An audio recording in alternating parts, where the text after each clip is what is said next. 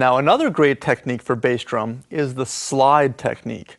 This is going to be used when we want to incorporate fast doubles back to back on the bass drums.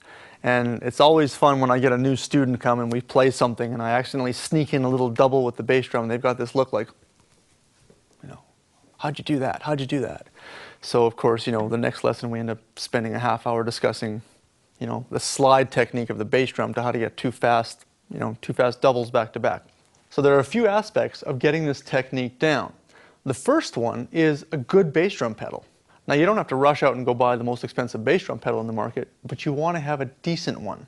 If it's something that's been handed down to you from 100 generations ago that's held together with duct tape and elastics, this may not be the best starting point, Invest in a decent pedal. Go visit your local music store, talk to your drum guy and say, look, I'm trying to develop this new technique.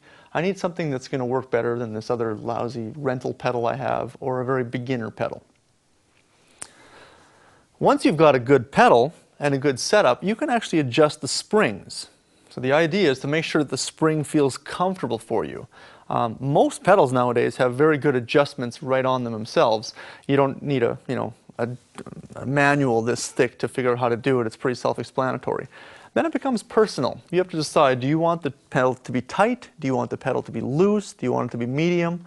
I would suggest trying all three. Try tight, try medium, and then try loose, and see which one best suits you.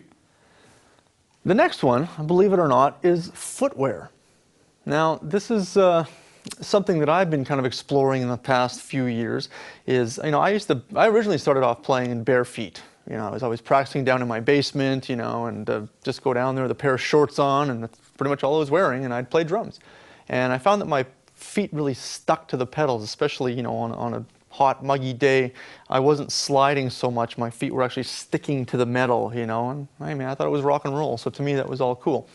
But when I started seeing drummers slide around on the pedals, I was like, whoa, and I tried doing that, and I was actually tearing the skin on the bottom of my feet, so it didn't quite work as well as I had hoped. Now, some of you guys might say, hey, well, it works for me. Well, it probably does if you have a really nice smooth pedal on the foot plate. There's some pedals out there that have raised metal to display the brand name or something on there, some lines or some circles or whatever.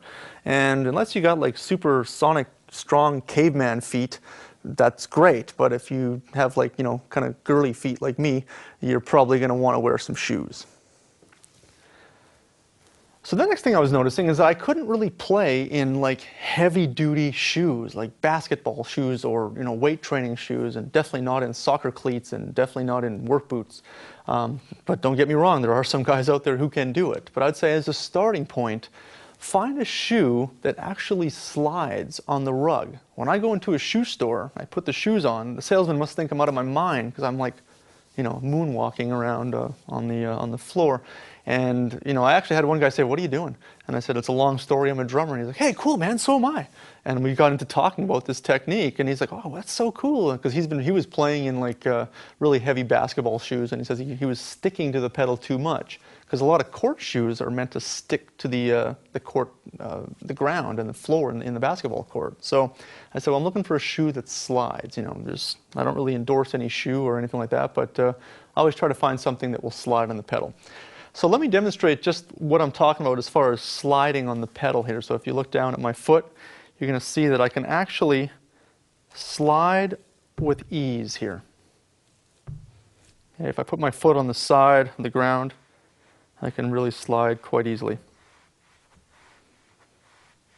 Okay, so the same thing happens on a pedal. I want to be able to slide, not like ice. You don't want, that's going to be too much, but you want to be able to have a nice smooth slide so you can actually get around the pedal if you need. So I'm trying to find something that's smooth on the bottom with a little bit of a grip, so when I need the grip, if I'm not sliding, I've got it. So it's something to just experiment with. So that's what I would check out first. Okay, so to get to the technique itself, okay, let me just show you what it is, and then I'm going to explain what it is. So here's what it looks like.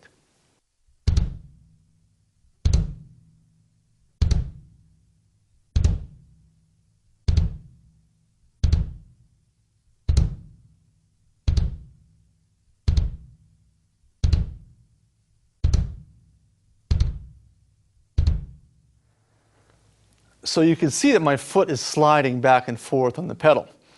Now, you might also notice that my foot is back further than it would be if I was playing heel down. If I'm playing heel down, I try to cover the whole entire foot plate.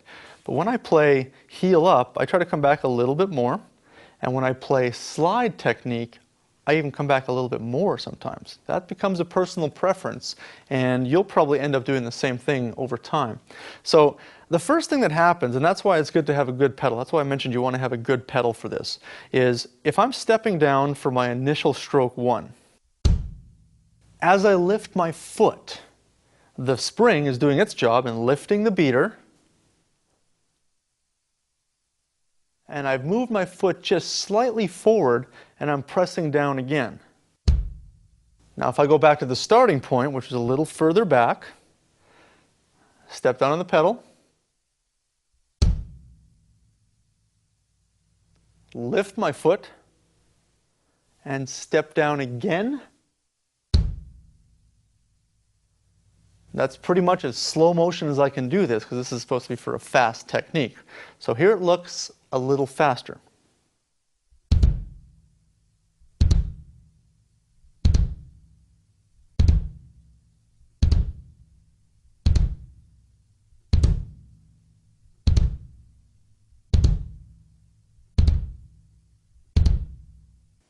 Now check this out in slow motion.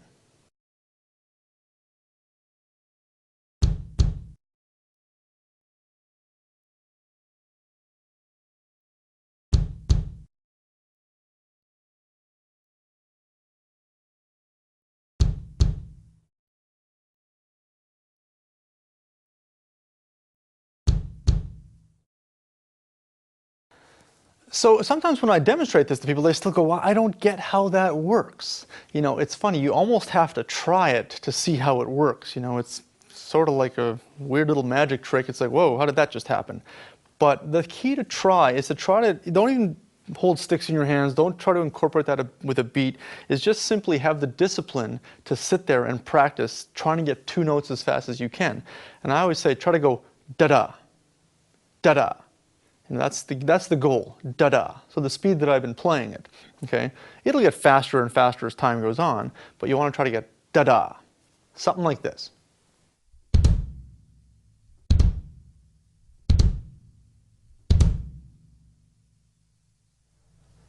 Now, of course, that may not happen right off the bat. Something like this might happen.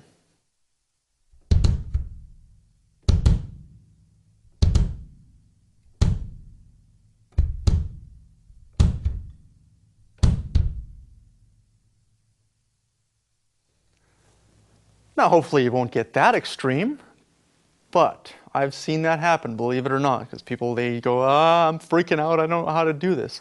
Is be completely relaxed and just stay focused on what you're doing down here, you know, because the ultimate goal is to get that da-da, you know, and there's no rush to get that da-da. And the reason you want to get it a little faster is because when you're playing fast like that, you want to use heel up, but if you play slow, you don't need to use the slide. You can simply just do 2 strokes with heel up, something like this.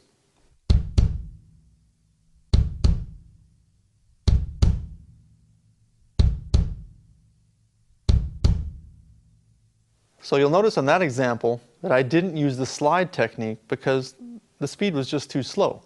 I only use the slide technique for faster doubles. So it's kind of like a double stroke roll for your foot. Now for you double bass players, start practicing this with your left foot. Imagine the possibilities if you could go right, right, left, left, right, right, left, left with your feet. You'd just be flying. It'd be just absolutely amazing. So practice that technique as much as you can, and you'll see how your speed is going to improve in no time at all.